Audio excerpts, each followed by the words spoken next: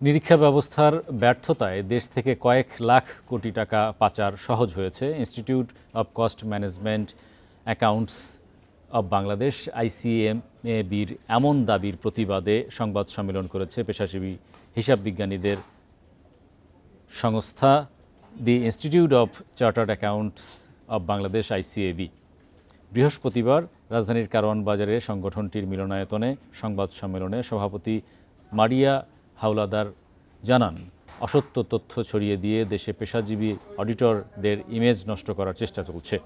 তার দাবি, অডিটররা শুধুমাত্র প্রতিষ্ঠানের হিসেবের সংরক্ষণের সাথে জড়িত, পাচারসহ অন্য কোনো ধরনের অবৈধ লেনদেনের সাথে সম্পর্ক বা সংশ্লিষ্টতা নেই।